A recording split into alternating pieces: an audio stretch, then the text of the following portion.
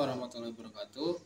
Perkenalkan, nama saya Ceprian Amrila, NIM 2206004, Prodi Teknik Informatika Reguler Sore.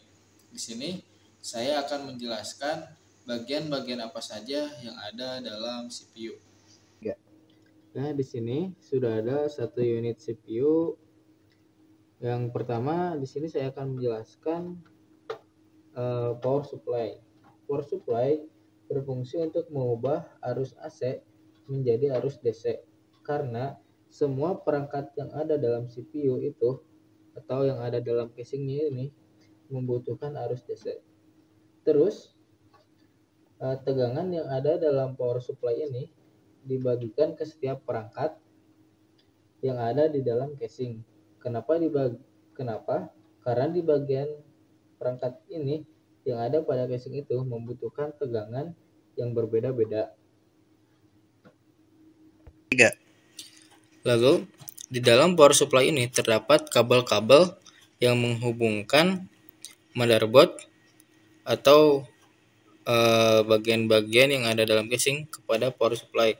Yang pertama itu ada konektor 20 pin atau 24 pin. Ini fungsinya untuk memberi arus listrik dari power supply kepada motherboard. Lalu ada konektor 4 pin yang berfungsi untuk mengalirkan arus kepada prosesor. Lalu ada juga konektor 4 pin yang untuk mengalirkan listrik kepada hard disk.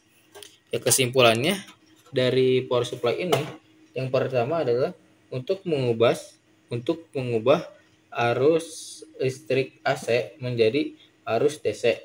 Yang kedua, untuk memberikan tegangan yang ada pada perangkat yang ada pada casing.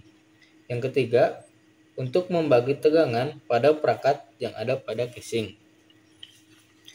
Terus, yang kedua, saya akan menjelaskan tentang motherboard. Motherboard ini berfungsi untuk menghubungkan semua perangkat yang ada pada komputer. Motherboard mengembangkan tugas untuk menghubungkan bahasa-bahasa kode antar perangkat keras. Yang kedua adalah motherboard. Motherboard berfungsi untuk menghubungkan semua perangkat yang ada pada komputer. Motherboard mengemban tugas untuk menghubungkan bahasa kode antara perangkat keras untuk disinergikan menjadi aktivitas kerja pada sebuah komputer. Contoh, motherboard berfungsi untuk menghubungkan beberapa perangkat keras seperti prosesor, memori RAM, hard disk, printer power supply, dan masih banyak lagi. Lalu saya akan menjelaskan bagian-bagian apa saja yang ada pada motherboard. Yang pertama itu ada slot memori RAM, random access memory. Ini digunakan untuk memori RAM dan ini juga untuk menentukan jenis memori RAM yang digunakan. Contohnya ada DDR3, 4 tergantung pada slot memorinya. Terus ada CMOS. CMOS ini digunakan untuk mensuplai power pada sebuah memori pada motherboard untuk menyimpan settingan konfigurasi komputer. Contohnya seperti untuk menyimpan settingan waktu, jam, tanggal, dan lain sebagainya. Lalu yang ketiga ada VGA slot. VGA slot ini digunakan untuk menginstal komponen grafik atau video. Lalu ada ekspansi slot. Ekspansi slot ini digunakan untuk mencari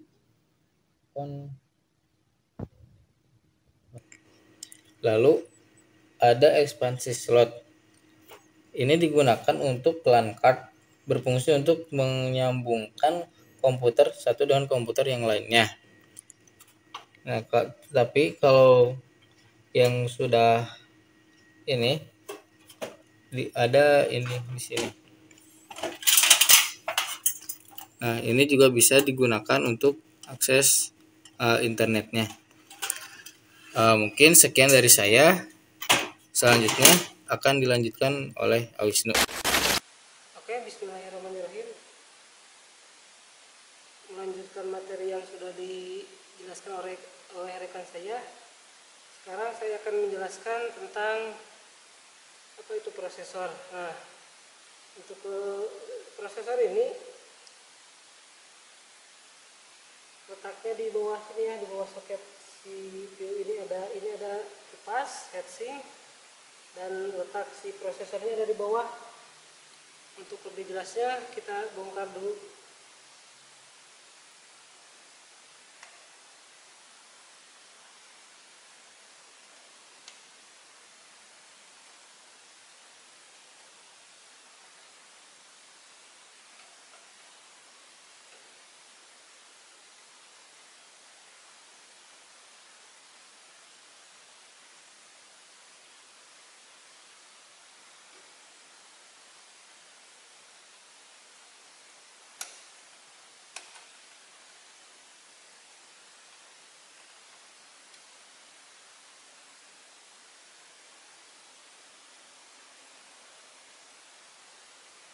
Hati-hati ya kalau ambil prosesornya.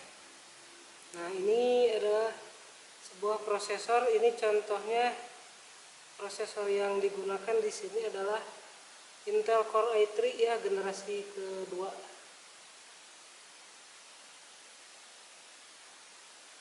Nah, ini adalah penjelasan dari prosesornya, bentuknya seperti ini. Nah, ini mohon maaf tadi tidak fokus. Nah, jadi prosesornya seperti ini.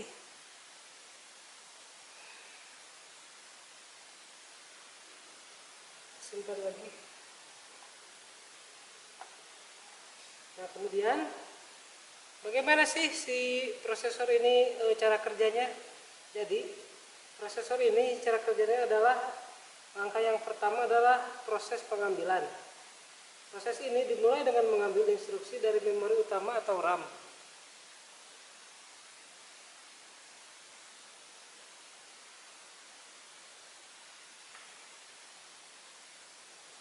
Yang sedang dieksekusi oleh prosesor.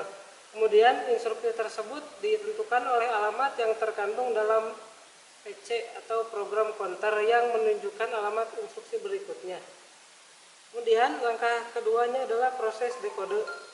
Setelah instruksi diambil, proses mendekode instruksi tersebut ini melibatkan memahami tipe instruksi, operan, data yang diperlukan oleh instruksi, dan operasi apa yang harus dilakukan oleh instruksi tersebut. Kemudian langkah selanjutnya adalah langkah eksekusi. Setelah instruksi didekode, prosesor kemudian melakukan operasi yang diperlukan sesuai dengan instruksi tersebut. Ini bisa termasuk operasi aritmatika seperti penjumlahan, pengurangan, perkalian, ataupun pembagian. Maupun bisa juga dalam bentuk operasi logika. Contohnya adalah operasi AND, OR, dan kemudian operasi pembandingan ataupun operasi kontrol lainnya. Setelah dieksekusi, langkah selanjutnya adalah memori akses.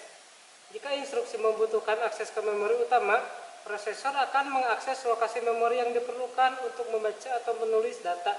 Ini bisa termasuk membaca atau menulis data ke RAM, memuat atau menyimpan data dari atau ke cache, atau berkomunikasi dengan perangkat eksternal melalui port input atau output. Nah, kemudian langkah terakhir adalah penulisan kembali. Setelah operasi selesai, hasilnya dapat ditulis kembali ke register atau lokasi memori yang sesuai. Misalnya hasil operasi aritmatika dapat disimpan kembali ke register atau lokasi yang tepat.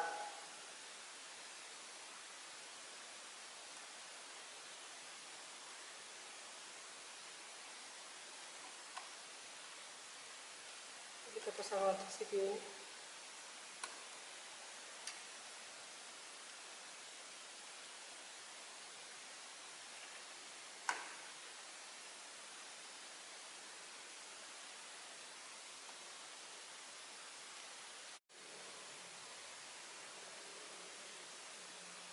Nah, kemudian yang kedua yang akan saya jelaskan adalah tentang RAM.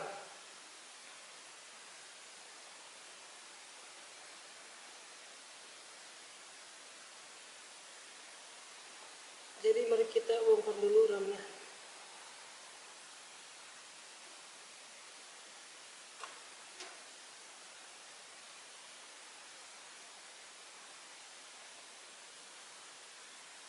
Nah, ini adalah contoh RAM-nya.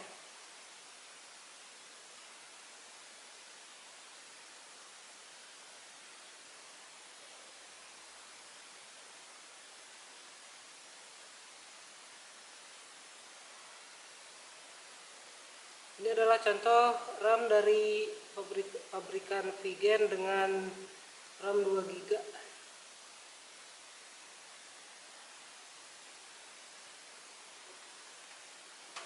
Nah, jadi bagaimana proses pembacaan dalam sebuah RAM atau instruksi-instruksinya?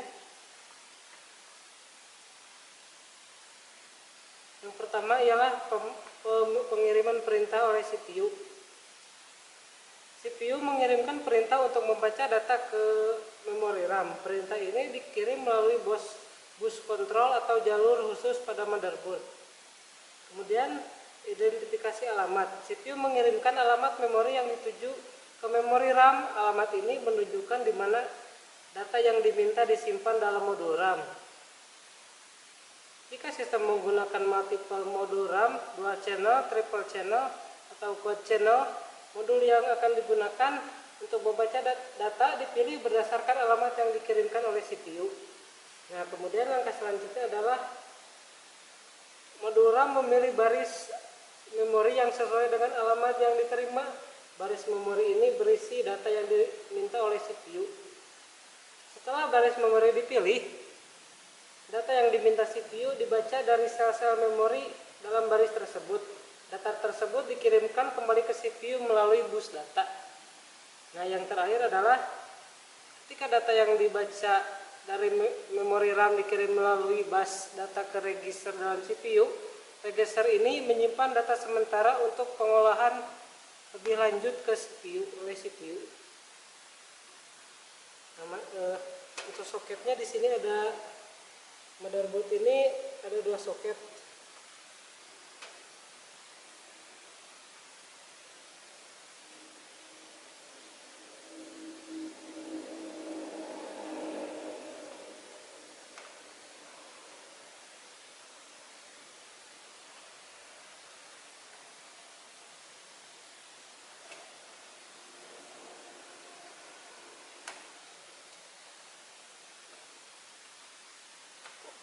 Sudah. Nah, untuk penjelasan port-portnya, yang ini adalah port untuk PSU, power supply. Kemudian ini ada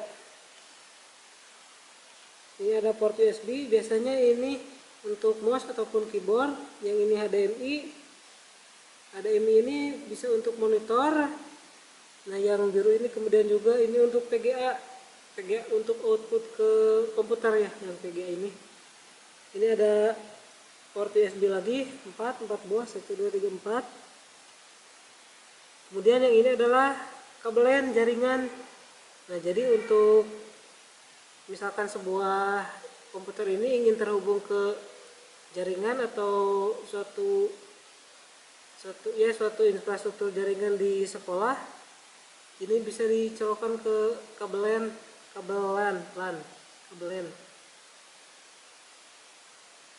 Nah, ini yang 3 ini adalah port audio. Yang ini mic.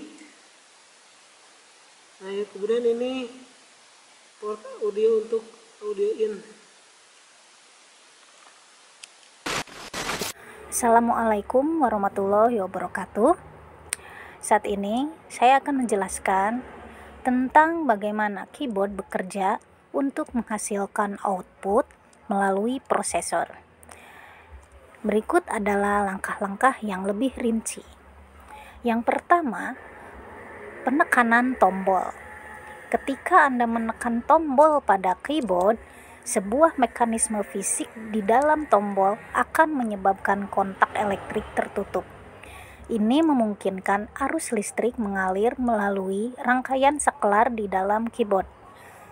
Yang kedua, ada matrix scanning. Banyak keyboard menggunakan metode pemindaian matriks untuk mendeteksi penekanan tombol. Rangkaian saklar pada keyboard diatur dalam matriks dengan setiap baris dan kolom yang terhubung ke prosesor. Yang berikutnya, mengenali tombol yang ditekan. Prosesor memulai pemindaian matriks dengan mengirimkan sinyal ke baris satu persatu. Ketika baris tertentu diaktifkan, prosesor kemudian membaca status kolom untuk menentukan tombol mana yang ditekan. Dengan cara ini, prosesor dapat mengidentifikasi tombol yang ditekan berdasarkan kombinasi baris dan kolom. Yang keempat, konversi menjadi kode karakter. Setelah tombol yang ditekan dikenali, prosesor mengubah penekanan tersebut menjadi kode karakter yang sesuai. Dalam sistem operasi modern, standar pengodean seperti ASCII atau Unicode digunakan untuk mewakili karakter yang berbeda. Yang kelima, pengiriman data. Setelah kode karakter dihasilkan, prosesor mengirimkan data tersebut ke sistem operasi melalui bus komputer atau koneksi lain yang sesuai. Yang keenam, sistem operasi. Sistem operasi menerima data dari prosesor dan memprosesnya. Ini melibatkan memeriksa kode karakter yang diterima, memeriksa pengaturan-pengaturan keyboard, dan menentukan tindakan yang harus dilakukan berdasarkan konteks aplikasi dan pengaturan pengguna. Yang ketujuh, tindakan dan output. Setelah sistem operasi menentukan tindakan yang harus dilakukan, output dari perintah tersebut akan ditampilkan ke layar atau mempengaruhi aplikasi yang sedang berjalan. Ini bisa berupa menampilkan karakter pada layar, menjalankan perintah aplikasi, atau berbagai tindakan lainnya, tergantung pada program yang sedang berjalan. Kedelapan, perubahan visual. Output karakter yang dihasilkan oleh keyboard biasanya ditampilkan pada layar melalui tampilan grafis atau terminal teks. Hal ini memungkinkan pengguna melihat hasil dari penekanan tombol pada keyboard. Inilah langkah-langkah umum yang terjadi ketika keyboard menghasilkan output melalui prosesor. Penting untuk dicatat bahwa implementasi teknisnya dapat bervariasi tergantung pada jenis keyboard, teknologi yang digunakan, dan sistem komputer yang digunakan.